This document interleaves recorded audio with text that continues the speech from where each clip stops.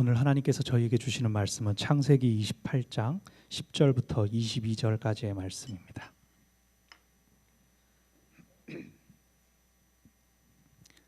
창세기 28장 10절부터 22절까지의 말씀을 제가 한 절, 여러분이 한 절 교독하여 하나님께 올려드리겠습니다. 야곱이 브엘세바에서 떠나 하란으로 향하여 가더니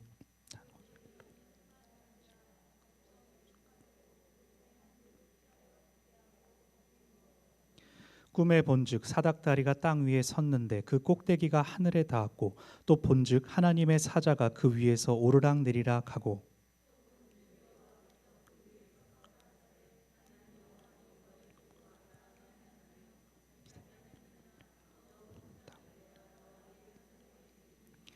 네 자손이 땅의 티끌같이 되어서 동서남북에 편만할지며 땅의 모든 족속이 너와 네 자손을 인하여 복을 얻으리라.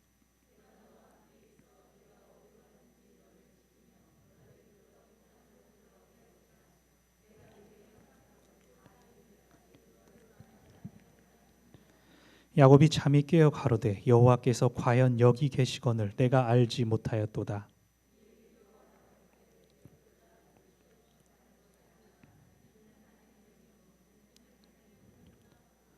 야곱이 아침에 일찍 일어나 베게 하였던 돌을 가져 기둥으로 세우고 그 위에 기름을 붓고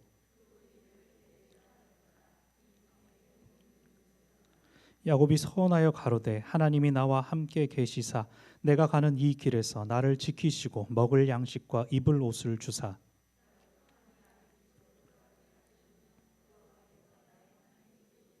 함께 읽습니다. 내가 기둥으로 세운 이 돌이 하나님의 전이 될 것이요 하나님께서 내게 주신 모든 것에서 10분 1을 내가 반드시 하나님께 드리겠나이다 하였더라. 아멘. 여호와께서 과연 여기 계시거늘 이라는 제목으로 오늘 말씀을 나누고자 합니다. 어렸을 때 저희 부모님은 저를 서점에 자주 데려가셨습니다. 아버지와 함께 서점에 가면 저는 그때 당시에 명랑 만화, 어린이 명작 동화, 탈무드 이런 책들을 읽었던 기억이 납니다. 그러다가 초등학교 2학년 때 제가 혼자서 저희 집에서 버스를 타고 교보문고에 다녀온 적이 있었습니다. 당시로는 거금 500원을 손에 들고 집을 나서서 버스를 타고 30분 동안 가서 만화책 몇 권 보다가 다시 버스 타고 들어오면서 제가 생각해도 어린 마음에 너무나 뿌듯해서 내가 이제 사나이가 됐어, 어른이 됐어. 그래서 엄마가 좋아하는 잘 부서지는 바삭바삭 쿠크다스 이거를 사서 당당하게 들어왔는데 엄마가 뭐 하다가 이제 들어왔냐? 그러셔가지고 그랬던 기억이 있습니다. 근데 올해 제 딸이 그 나이가 된 거예요. 올해 9살이 되고 초등학교 2학년이 된 제 딸을 보니까 내가 이만한테 갔다 온 게 맞나? 갑자기 다른 생각이 들더라고요. 분명히 2학년 때까지 그 집에 살았고 3학년이 되면서 이사를 했고요. 또 그 요일이 금요일인 것도 저는 아직도 기억을 하고 있습니다. 그 시기에 모든 걸 제가 다 기억할 수는 없지만 혼자서 서점에 다녀왔던 그 기억이 저한테 선명하게 있습니다. 그것은 제가 처음으로 길을 잃지 않고 버스를 타고 나름 여행을 다녀온 기억이기 때문입니다. 여러분도 어떤 일에 대한 첫 경험들, 첫 기억들을 가지고 계실 것입니다. 대부분의 경험들, 한 번 경험한 것들은 그 한 번으로 끝나지 않고 또 다른 경험들을 가능하게 합니다. 나는 처음 가본 장소, 나는 처음 해보는 일 앞에서 옆에 있는 누군가가 나 전에 이거 해봤어, 나 전에 여기 와봤어 라고 하면 마음이 든든해지는 경험들이 있지 않으십니까? 누군가의 경험은 안내자가 되고 인도자가 됩니다. 그것이 바로 나의 경험이라면 그것에서 오는 안정적인 감정, 자신감 이런 것들까지도 있게 됩니다. 오늘 본문은 우리가 잘 알고 있는 야곱의 돌베개 사건입니다. 형 에서를 골탕 먹이고 속여왔던 야곱이 어머니 리브가의 도움으로 아버지까지 속여서 축복을 받고 분노한 에서를 피해 도망친 이야기입니다. 이삭과 리브가는 에서의 화가 가라앉기까지 야곱을 피신시키기 위해서 신부를 구해오라 라는 명분으로 친척 집에 보내죠. 그곳은 리브가가 시집 왔던 하란입니다. 제가 전에 리브가가 시집 오는 본문을 설교했었는데 하란까지 가는데 한 달, 오는데 한 달, 먼 길입니다. 처음에 이삭과 리브가가 야곱을 떠나 보내면서 예상했던 기간은 야곱이 아마 신부를 찾고 또 그 가운데 에서가 화가 풀려서 아마 몇 달 정도면 괜찮지 않을까 생각했던 것 같습니다. 27장 44절 45절을 보면 네 형의 노가 풀리기까지 몇 날 동안 그와 함께 거하라. 외삼촌 집에 며칠 정도, 몇 날 정도 머물다가 사람을 보내겠다. 그때 돌아와라 라고 약속을 합니다. 그런데 실제로 야곱은 20년이나 지나서 돌아오게 됐죠. 리브가는 그 사이에 세상을 떠났고요. 지금 배웅하는 야곱의 모습이 리브가는 마지막으로 보는 모습이죠. 그러나 지금은 아무도 나중 일이 어떻게 될지 알지 못하는 상황이었습니다. 이제 오늘 본문을 한번 봅시다. 28장 5절을 먼저 보면은요. 이삭이 야곱을 보내었더니 밧단 아람으로 가서 라반에게 이르렀다. 이 5절 한 절 안에서 이미 야곱이 하란 밧단 아람까지 가서 외삼촌 댁에 도착했다라고 진술이 됩니다. 그리고 몇 절 내려와서 7절을 보면 야곱이 부모의 명을 쫓아 밧단 아람으로 갔다라고 합니다. 5절은 아버지 이삭의 관점에서, 그리고 7절은 에서의 관점에서 야곱이 집을 떠나 먼 길을 갔다. 출발할 때 목적대로 여행을 잘 했습니다. 그리고 오늘 우리가 함께 읽었던 본문은 실제 그 여정을 거칠 때 경험한 야곱 자신의 이야기를 담고 있습니다. 우리에게 익숙한 본문의 장면은 무엇입니까? 분노한 형에게 급히 도망치느라 변변한 짐도 챙기지 못한 야곱이 처량한 신세로 자기 머리통만한 돌을 베개로 삼고 밤하늘을 이불 삼아 눈물을 글썽이며 엄마 하면서 자는 그런 그림 아닙니까? 자, 몇 가지를 이제 정정을 해보겠습니다. 무엇보다 야곱이 빈털터리로 집에서 급하게 도망 나왔는가? 그러지 않았습니다. 전에 아브라함이 이삭의 신부를 데려오라 라고 종을 보낼 때 낙타 10필의 결혼 지참금을 가득 채워서 보내지 않았습니까? 성경에 종 한 명만 나오고 있지만 분명히 그 짐을 함께 부리는 인원들이 있었습니다. 이 사촌이 바로 옆 동네에 살고 있으면 모를까 한 달을 가야 하는데 어느 부모가 가서 신부 데려와라 라고 그냥 빈털터리로 얼른 보내겠습니까? 신부를 데려오라면서 배낭여행 짐 챙겨 보내지 않겠죠.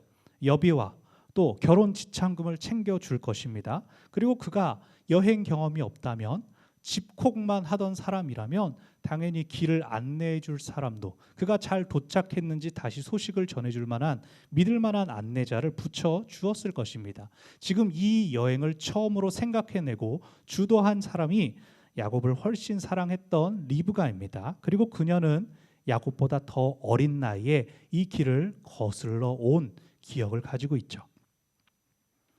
여기서 또 잠깐 나이 이야기를 하자면 성경에서는 중요한 순간이 아니면 그 당사자의 나이를 정확하게 밝히지 않습니다.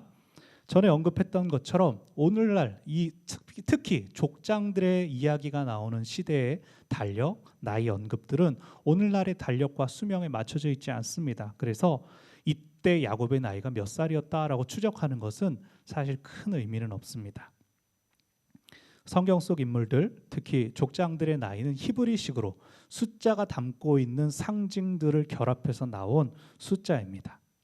하지만 전통적인 견해를 따라 한번 지금 야곱의 나이가 어떻게 될지 계산은 해보겠습니다. 야곱이 애굽 왕 바로 앞에 섰을 때 나이가 130세라고 했습니다.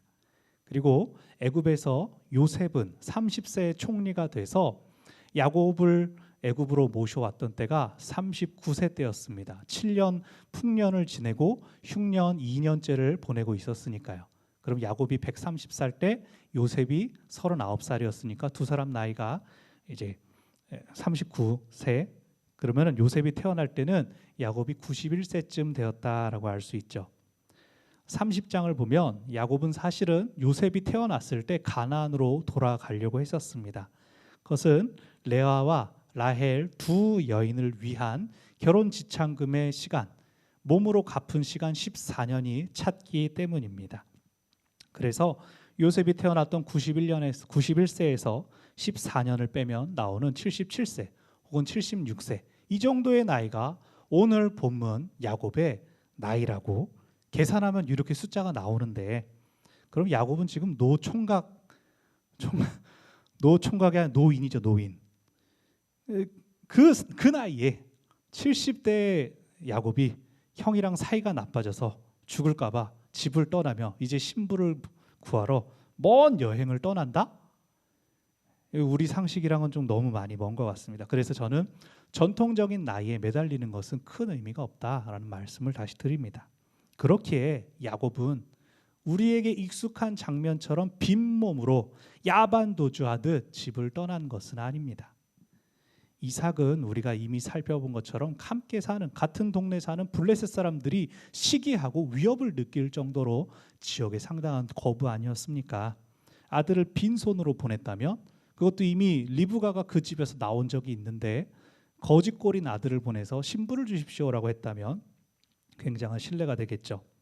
야곱은 어머니 리브가가 집으로 시집 올 때처럼 어느 정도의 인원과 함께 집을 출발했을 것입니다. 물론 우리가 뒤에 살펴볼 때 야곱이 신부 지참금을 위해서 아내들을 얻기 위해 한 사람당 7년씩 14년을 노동하면서 몸으로 갚은 이야기를 알고 있습니다. 하지만 그것들은 야곱이 당장 집으로 돌아갈 만한 기반이 없었기 때문에, 처지가 아니었기 때문에 그 기반을 마련하기 위한 시간, 그리고 무엇보다 돈을 아주 좋아하는 라반이 세상 물정 모르는 야곱을 착복한 정황들도 분명히 성경 안에는 담겨져 있습니다. 그렇다면 야곱은 나이가 아주 많은 노총각도 아니고 가진 것 하나도 없이 광야로 내몰려 있는 그런 처지도 아니었습니다. 이제 이러한 차원에서 돌베개에 대해 생각해 보겠습니다. 오늘 야곱이 꾼 꿈이 어떻게 후대에 전해지고 또 성경에 기록되기까지 했을까요? 그것은 이 경험을 한 야곱 본인이 자녀들에게, 또 사랑하는 아내에게, 가족들에게 족장의 이야기로 전해진 것입니다. 즉 오늘 본문은 야곱이 하나님을 만나고 경험한 개인적이고 주관적인 경험들을 전하는 내용입니다. 저는 야곱이 진짜로 딱딱한 돌을 베개처럼 베고 자지는 않았을 것이라고 생각합니다. 돌베개는 그가 처해 있는 상황에서 느낀 감정을 이입하게 만드는 매개물, 상징물입니다. 광야의 밤은 때로 영하까지, 아주 추운 시간, 그 온도까지 떨어지는데 차가운 돌을 베고 자면 우리식으로는 입 돌아가지 않겠습니까? 돌베개는 두 가지로 해석할 수 있습니다. 먼저는 그의 머리맡에 있었던 돌의 모양이 보통 침대 편안한 잠자리에 하나 더 있는, 다리 사이에 낄 수도 있고 껴안고 잘 수도 있는 그러한 쿠션처럼, 저거 집에서 베고 자던 베개처럼 생긴 돌이구나 라고 생각했을 것이다.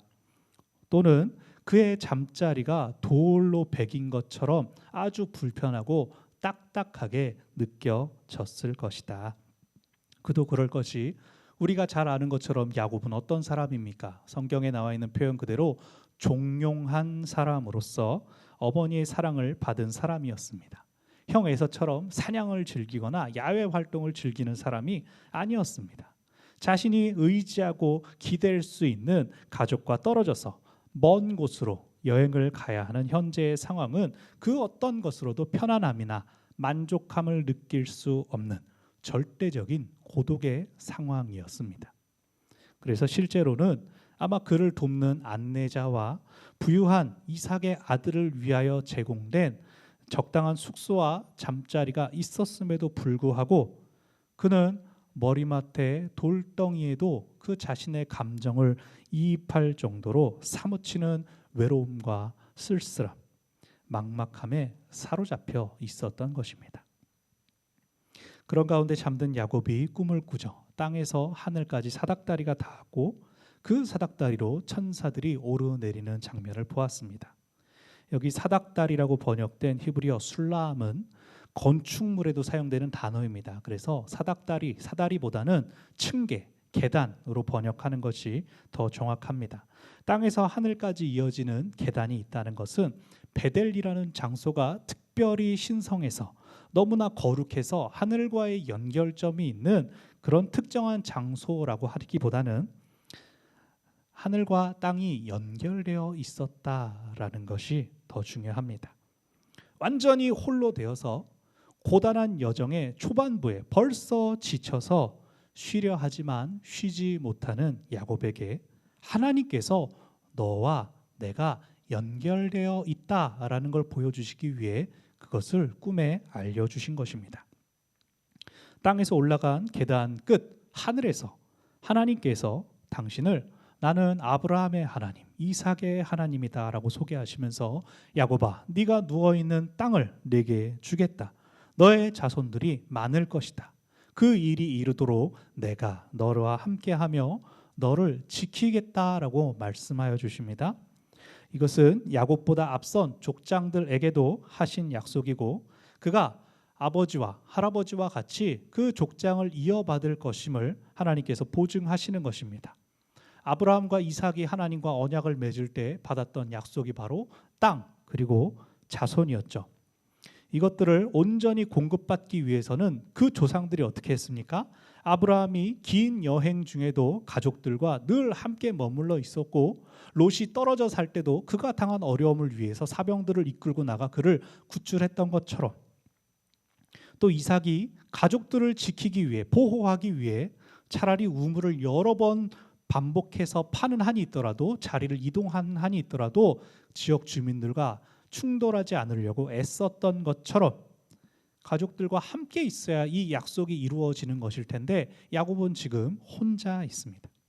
친척이라고 하지만 홀로 먼 길을 정확히 언제 돌아온다는 기약도 없는 길을 가고 있습니다. 이때는 라헬의 존재도 몰랐죠. 그 사랑하는 여인을 만날 줄도 알지 못했습니다. 야곱은 불확실한 미래를 향해 나아가고 있는데 그 시작은 무엇이었습니까? 복에 대한 욕심, 자신이 행복하고 싶은 욕심 때문이었습니다. 이미 형의 장자권을 빼앗고 또 눈이 잘 안 보이는 아버지를 속여서 형에게 돌아가야 할 축복을 자신이 받았습니다. 탐욕 또 그것을 이루기 위한 거짓된 수단들 때문에 형에게 미움을 받고 또 부모님에게서도 떠나게 된 것은 지금 야곱으로 하여금 실패와 절망에 사로잡히게 했을 것입니다. 결혼이라는 명분을 안고 출발은 했지만 언제쯤 형의 화가 풀릴지, 자신은 그곳에서 정말로 배우자를 만날 수 있을지, 그리고 이 여행을 끝까지 마치고 무사히 집으로 돌아올 수 있을지, 장막 안에만 머물렀던 그에게는 모든 것이 낯설고 힘겨웠을 것입니다. 그런 그에게 하나님께서 찾아오셨습니다. 그를 꾸중하시는 것이 아니라 위로하고 격려하기 위해서, 그리고 그에게 약속을 주시기 위해서. 꿈에서 이 모든 것들을 보고 깨어난 야곱의 반응 17절에서 두려움이었습니다. 고대 사람들이 가지고 있었던 생각, 하나님을 보면 죽는다라는 생각이 있었을 것이고 또 내가 모르는 사이에 하나님의 거룩한 장소를 침범했구나라고 생각했을 것입니다. 사실은 어땠습니까? 장막 안에 부모님의 영향 아래에만 있었던 야곱에게 하나님께서 찾아오신 것이죠. 야곱이 하나님의 거룩한 곳으로 침범한 것이 아니라 하나님께서 야곱의 인생에 들어오신 것입니다. 야곱은 비로소 하나님을 자기 자신으로 단독자로서 대면하게 되었습니다. 그의 위기 상황, 그의 고독, 그의 외로움은 하나님을 대면하는 계기가 되었습니다. 그를 찾아오신 하나님은 부모님도 줄 수 없었던 위로와 격려를 주시고 사람의 말과 생각을 뛰어넘는 약속을 주셨습니다. 야곱은 처음에는 두려워했습니다. 그런데 그것이 바뀝니다. 16절에서 야곱이 잠이 깨었고 또 18절에서 다시 아침에 일찍이 일어나라는 표현이 나옵니다. 두려워하던 사람이 불편한 환경에서 다시 잠을 청할 수가 있었을까요? 그곳이 하나님의 전, 하늘의 문이라고 고백했는데 다시 누워 있어야지 라고 할 수 있었을까요? 그러지 못했을 것입니다. 16, 17절과 18절 사이의 시간에서 야곱이 과연 무엇을 했을까요? 아마 그 다음에 할 일들을 생각하면서 기도하지 않았을까요? 18절에서 일어난 그가 무엇을 합니까? 자신이 의지했던 그 돌베개를 세우다가 기둥을 만들고 기름을 붓습니다. 그 이름을 베델이라고 하나님의 집이라고 이름하고 또 하나님께 기도합니다. 그 기도는 20절에서 보이는 것처럼 서원의 기도입니다. 나를 지키시고 내게 필요한 것들을 주시고 나를 아버지의 집으로 돌아가게 해 주십시오라고 하면서, 그렇게 하신다면 여호와께서는 나의 하나님이 되시고 이 돌은 하나님의 전이 될 것이고 또 나는 앞으로 계속해서 11조를 드리겠다라고 서약을 합니다. 야곱은 꿈을 꾸고 두려워서 깼다가 아침이 될 때까지 이것을 고민한 것입니다. 어떻게 내가 하나님께 나아갈까? 하나님께 내가 무엇을 드릴 수 있을까? 그가 하나님께 드리는 서원에서 두려움이 보입니까? 더 이상 두려움은 없습니다. 그는 하나님을 만났고 하나님과 언약을 맺었습니다. 두려움은 믿음이 되었고 믿음은 확신이 되었습니다. 베델은 이후 야곱의 인생에서 그가 하나님께로 돌이키게 하는 곳이 됩니다. 그가 하란에서 돌아오다가 세겜에서 몹쓸 짓을 당한 딸을 대신하여 아들들이 피해 보복을 하는 사건이 34장에 나올 때 하나님께서 다시 베델로 올라가서 그곳에 단을 쌓아라라는 음성을 듣습니다. 베델은 야곱의 하나님 경험의 중심지가 됩니다. 그가 집에서 도망 나왔을 때 하나님을 만나고 경험했던 곳이 이후 인생의 어려움 가운데 다시 하나님을 찾고 경험하는 곳이 되었습니다. 돌베개가 문자적으로 돌을 베고 잤다라는 것이 아닌 것처럼 여기서 중요한 것은 베델이라는 장소가 아닙니다. 중요한 것은 오늘 제목에서처럼 16절에서 여호와께서 과연 여기에 계시거늘 이라는 야곱의 고백입니다. 바로 야곱이 고백한 여기, 하나님께서는 우리가 있는 여기, 이곳에 계십니다. 하나님께서 계시는 곳에, 하나님께서 계시는 여기에 행복하고 즐거우며 또 평안함이 있지 않습니까? 하나님을 생각하고 앞으로 행하실 선한 일들을 기대하는 곳이 하나님이 계신 이곳입니다. 야곱이 본 사닥다리에서 천사들이 오르내렸던 것과 같습니다. 그러나 이곳에는 동시에 연약하고 모난 인간들이 있습니다. 때로는 실수하고 넘어집니다. 모든 사람들의 기대를 채워주지 못해서 도망치고 달아난 자리일 수 있습니다.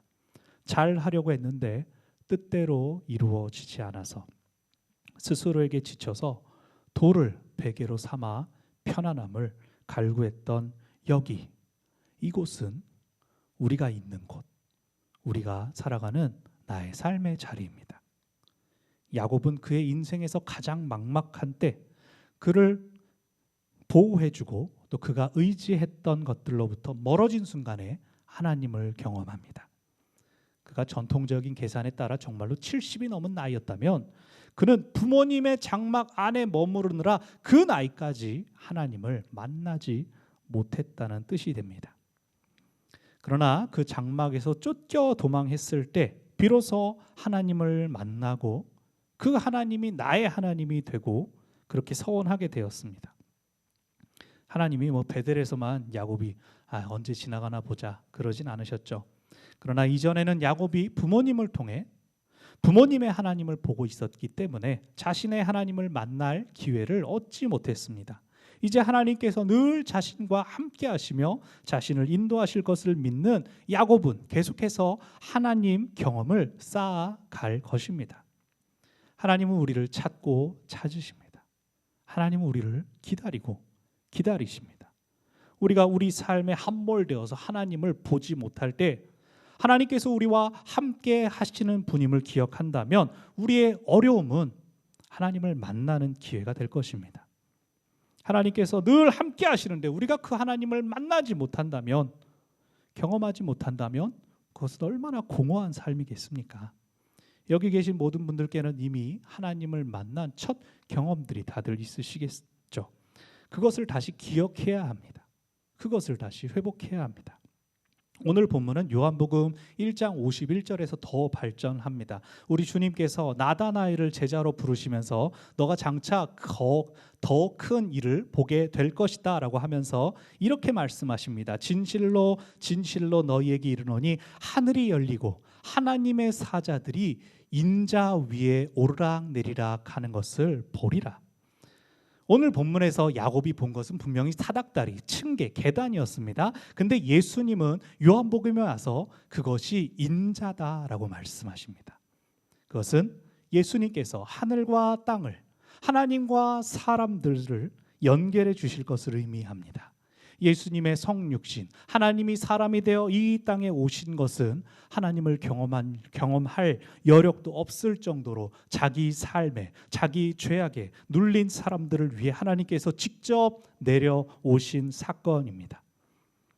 우리는 예수님을 통해 하나님께 나아갑니다. 예수님을 통해 하나님을 만나고 경험합니다.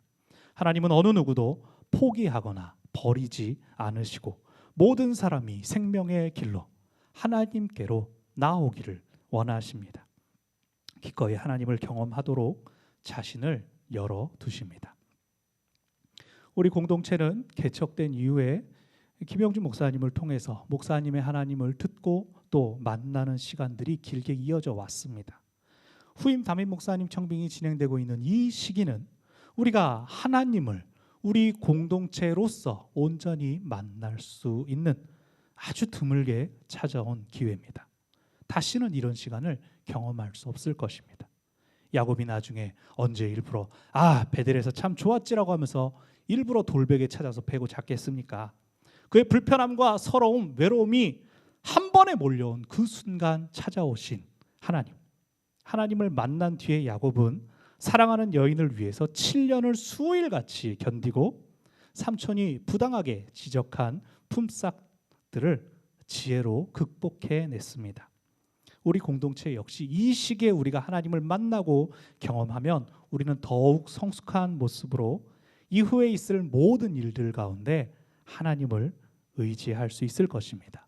여호와께서 과연 여기 계시거늘 우리 가운데 일하고 행하시는 하나님을 만날 수 있는 이 기회를 우리가 흘려보내지 않았으면 좋겠습니다. 이제 이 시간에 우리가 함께 하나님을 찬양하며 기도하기를 원합니다. 야곱을 만나 주신 하나님은 그를 잘 아시고 그럼에도 그를 응원하신 분이십니다. 그 하나님께서 우리를 영원한 생명의 길로 인도하시고 꾸준히 격려하십니다. 우리 마음에 휘몰아치는 여러 갈등과 고민 속에서도 우리는 계속해서 우리 주님을 선택할 수밖에 없습니다. 오직 주님만을, 오직 하나님만을 간절히 바라며 예배합니다. 그 하나님께서 지금 여기 우리와 함께 계십니다.